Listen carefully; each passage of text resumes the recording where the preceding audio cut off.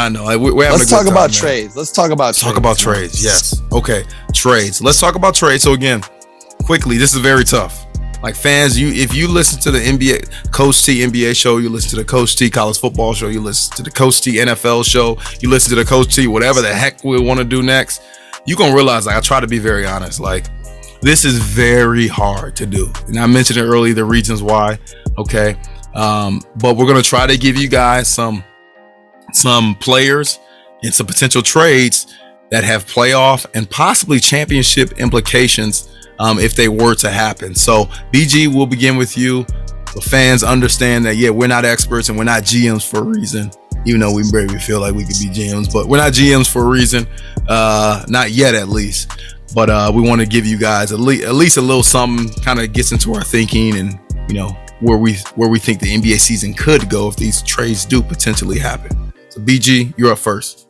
All right, so I was looking at some of the trade rumors and things like that. And this trade has not been connected to each other, but I thought about two guys that they're on a team in the East, and their team is in the bottom of the East right now. And they have been in, you know, some talks about possibly being on the trading block. And I thought about a team that could use those players, that has some assets that they can trade. And I'm going to go with my player of the East, player of the week in the East, Domantas Sabonis or Miles Turner to the Chicago Bulls. And not only same conference, but same division. Okay. Same division. Like, and the Bulls got assets like Patrick Williams, Kobe White, Ayo, Kobe, hometown boy. But I was looking at the trade rumors and they were saying that the Bulls could use somebody that can defend inside, that can defend maybe Giannis if they can make it, that far in the East. And Miles Turner is a great rim protector. I know he's got a slight foot injury right now, but he should be back before the year's over. So that kind of helps maybe drop his value a little bit. Maybe they can squeeze one out there. But man, if they could land Sabonis, man, oh man. Yep, I love that. Zay, you got anything? Again, these are tough. Like I'm still racking my brain as to who I think, what trades can potentially happen, and what are the better options? Because there are a lot of players, a lot of options. So I think, and to that exact point is why, I'm not sure what trade, if the trade actually went through. But I think one of the most valuable shops right now is Ben Simmons. If the Sixers trade him for the right pieces, they can instantly become front runners for an NBA championship. And it's not like Ben Simmons, yes, we all get on Ben Simmons. Yeah, he hasn't developed his jump shot and all that. But, he's still a solid point guard. This just isn't his situation in Philadelphia. So if they could trade him, which I'm sure if he got traded to, I seen the Kings, that's a little off, but, just if he got traded to, per se, and this definitely wouldn't happen, but like a Lakers or somewhere along the Western Conference. I gotta about to say school. And sorry guys, you guys know I hate cutting people off with the Zoom. Sometimes it's hard to interject, and so BGZ, sorry for that. But hey, you brought up a good point. Somewhere around the West, what about a Ben Simmons to Golden State? Does that sound good? You got a James Wiseman, the former number 2 pick, right? Top 3 pick from last year. You got Jonathan Kuminga, another top pick from this year. I don't know. Maybe even a Draymond. And then you think, if the Sixers did make a trade like that, then you could take Steph Curry off the ball in some situations, some late game situations. And you got Clay, Curry, and then, even Draymond with a cleanup 3. But that's a lot to guard in the NBA right there. Yeah. On the last play, you got to get a stop. You got passers, rebounders, and defenders with Draymond and Simmons. And then on top of that, let him put Andre Iguodala on the floor. Right. Right, and then they got all them screens for them shooters, man, them Splash Brothers. So Yeah. I don't know. Yeah, I don't know the potential of it, but again, I mean, something like that would be. You talk about playoff implication. No, we talking about championship implications if that were to happen. BG. Yeah, I got a question for Zay on that one. He mentioned, you mentioned Ben Simmons. You mentioned, he's still one of the top point guards in the league. If you're a GM, are you really winning a championship with Ben Simmons as your point guard? No. Is that how you would play him? I see him as like a Draymond. That's why I thought about Golden State. But I'm gonna let you go. Yeah, he's definitely not one of the better point guards in the league, but he is a valuable piece to be traded. And I think the Sixers, from a trading perspective, now if he ended up on the Warriors, then the Warriors definitely win that trade. But if like from a Sixers perspective, they are like teetering right there between could be competitive, could be not. I think right now with the team they have, they're a second round exit. But with the right trade in the right situation, they can. Ben Simmons, I mean, he could make or break a team. He's not gonna make or break the Kings, but no, he needs other pieces around him. But if you have good other pieces around him, he can, at his best, Ben Simmons, at his best. If you talk about playing defense, you talk about rebounding. Again, has he won a Defensive Player of the Year? I think he won that last year. Maybe not. Maybe Draymond won that, but he's been a top 2 guy for the last 2 to 3 years. So he can play defense. He can rebound. He can run the floor. Like, he's in great shape. So the only thing he can't do is shoot the ball outside of the paint. But other than that, like, if he's not your dominant main ball handler, if he's kind of in the mode, and I keep bringing him up, but Draymond Green, to me, you can make it work because now you can accentuate his pluses, which are, again, playing defense, rebounding the basketball, passing the ball. He's a great passer. If you ask him to, be a secondary, maybe a third ball handler, and just only look to push it in transition, or get rebounds, kick it to somebody up, and then now he's catching it on the back end and finishing, I think that can work out. But him as your main quote unquote point guard, we see that experiment that's over. That's a wrap. Is he willing to accept that role? He better.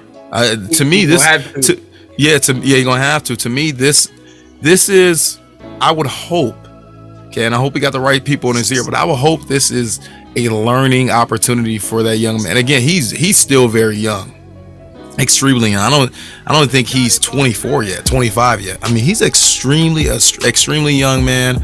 I would hope that the right people are around him to say, hey, through all the situation, you gotta be able to learn from, whether it's your mistakes, whether it's other people's mistakes. You got to be able to learn from these scenarios. You still getting paid millions of dollars to play a sport, to play professional basketball, okay? And they're still paying you, and teams still want you. You still should look at yourself and say, yes, teams want me, teams are still paying me, I'm making a bunch of money, yada yada, I'm living out my dream. But there's still things that I can work on personally, on the court, off the court. Okay, and we're talking about on the court, there's things that he can work on. So if that means that working on your jump shot, so be it. If that's something that he never gets better at, though, the one thing he can work on is understanding that that's not my strength. That means I can't be on the ball as much. That means I need to do other things. That means I'm not that quote unquote quintessential point guard. That means I need to be able to, whatever team I'm playing with, I need to be able to morph my game. Because the way things happen, the reason why the Sixers want to get rid of me is because they don't see me as a true point guard in today's league. So you got to learn from it. Here's another interesting one I'm just going to throw out there. And I mean, this is going to sound real wacky, but would you consider doing this if you're either one of these teams? Ben Simmons for Zion Williamson. Let me see. Ben Simmons.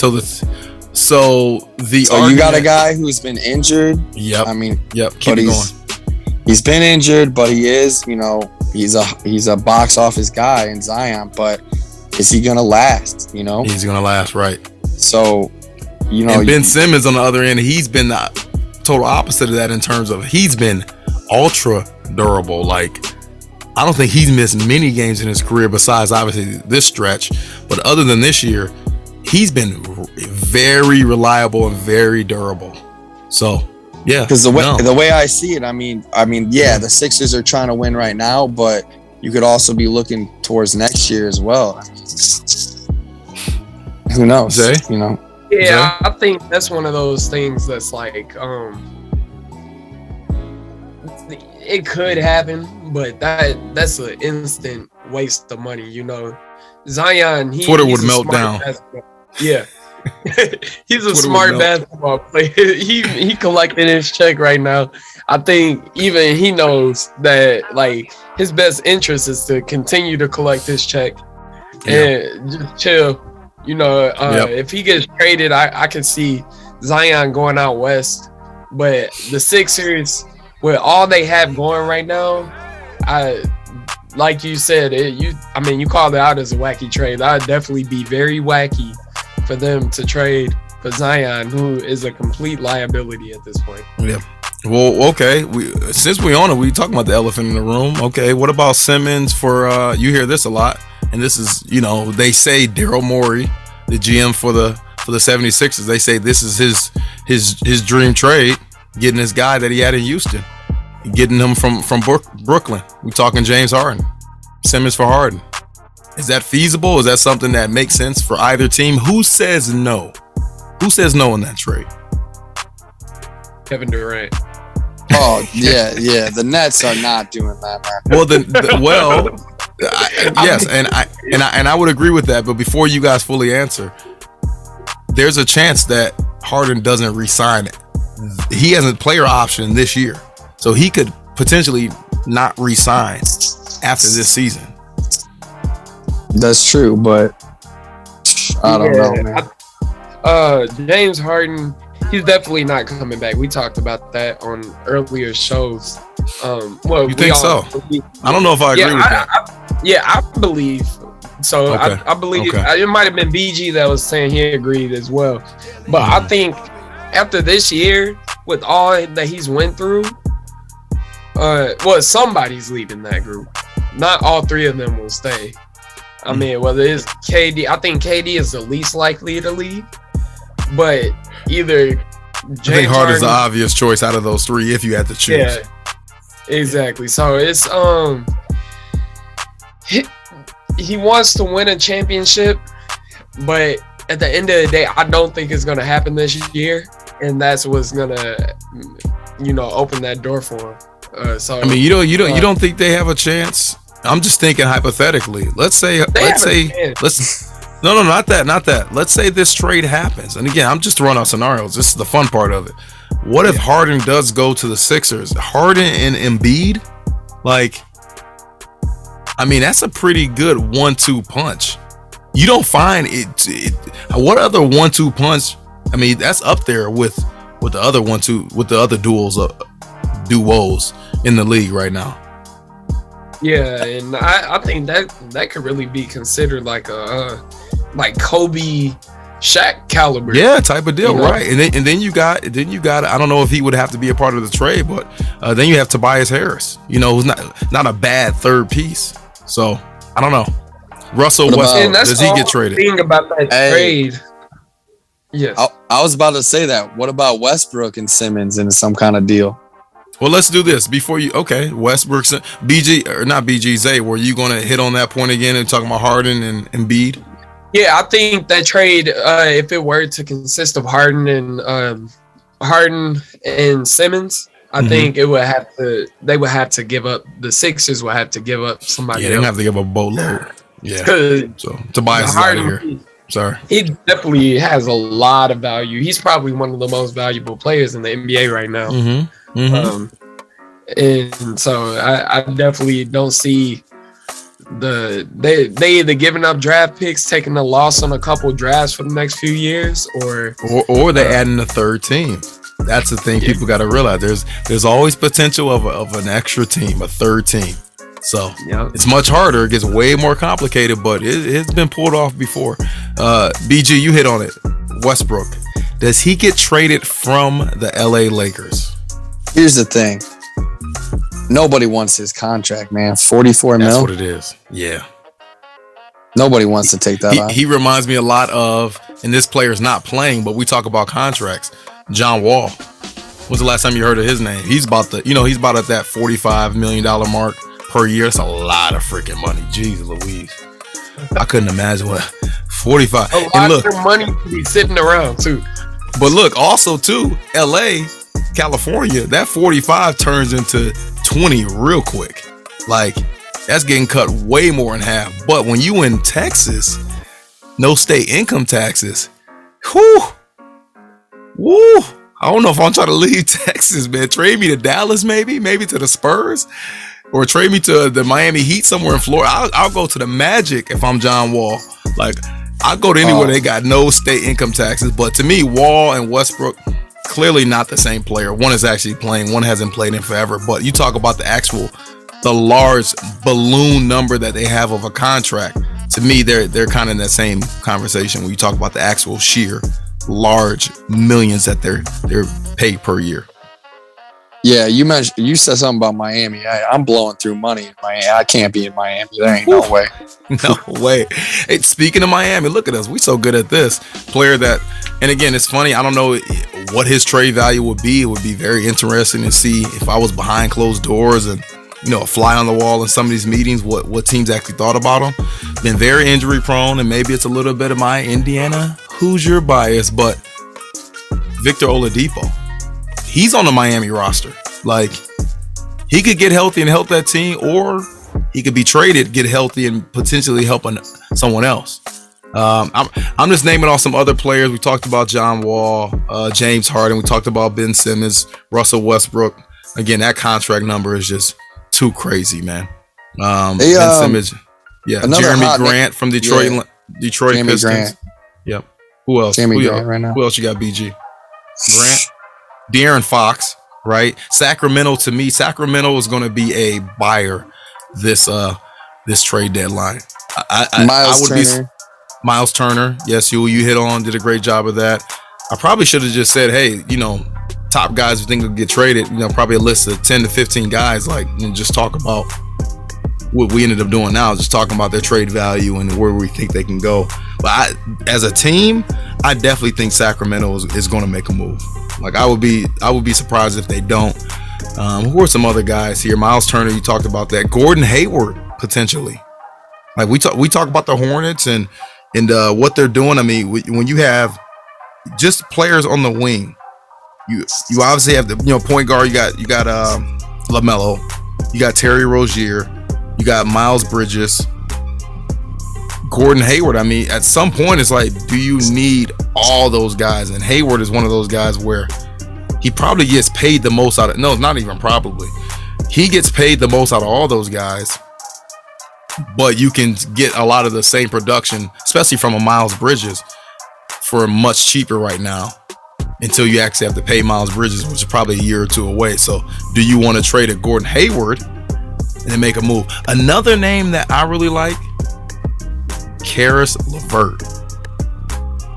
Charis Levert, man. Charis Levert for the Pacers right now. I think he can be a guy that you put him in the right scenario, whether it's a starting position, whether it's a 6-man role, like he's been proven that he can score in the NBA when he has the ball and when he's given opportunities. So he's a guy that I'm really looking at. He plays for the Pacers right now, but another potential. We talk about Miles Turner, like Charis Levert. If we talk about Sabonis as well, I think the Pacers, Sacramento Kings, Sixers, of course, if they can get rid of Ben Simmons, I think they're about 3 or 4 teams, and the Pacers are one of them, where I think they are on the phones heavy. Their phone lines are blowing up because they're trying to make a lot of moves, trying to get rid of some contracts, trying to move some players and see how they can make some things shake.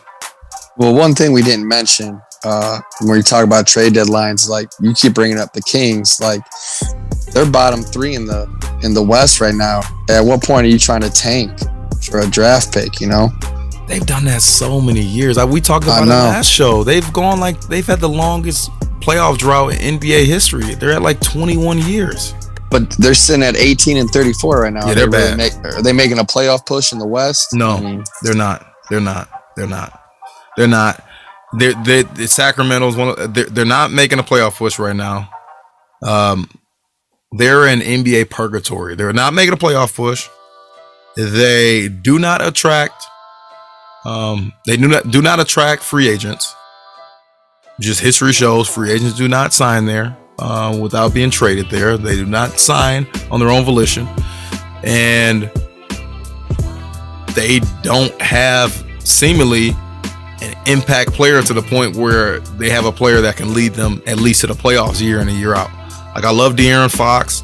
Like I love Tyrese Halliburton, guy they picked last year. I wanted my Detroit Pistons to select. We got Killian Hayes. Shout out Killian Hayes, I guess. But other than that, I mean, who's a big guy from Duke? Speaking of Duke, who's a big guy from Duke? Marvin Bagley. Marvin Bagley. I think if they can get rid of him tomorrow, I think they would. But they just don't. They don't have much. I mean, they're a team that you even forget they're in the NBA, man, to be honest. I got it for you. Yeah, shoot it. Whoever their owner is. I can't say his name. I can't pronounce it. Move him. I don't know who it is, but here's my move for you. Mm-hmm. Move the Sacramento Kings to Las Vegas, Nevada. Yeah, do it. Why not? The NFL did it. The NHL did it. MLB may be around the corner. You may as well move them there. You want some players? I actually don't mind that move, bro. I really don't. That's a big market place right there. Yep. The Raiders are doing well. Yep, they just signed Josh McDaniels, man. He's gonna be their new head coach. Look, to me that's fun. The NBA trade deadline is February 10th, so we still have 10 more days to see what shakes, to see what happens. A lot of big names that could be moved. A lot of teams that are going to be looking. They're going to be, again, hot on the phone lines, trying to find a player that they feel gives them a leg up against the competition. That really puts them in the position of either making the playoffs or making a title run. So we, as most NBA fans, are really excited about this time, and we'll see what happens. We'll see what happens.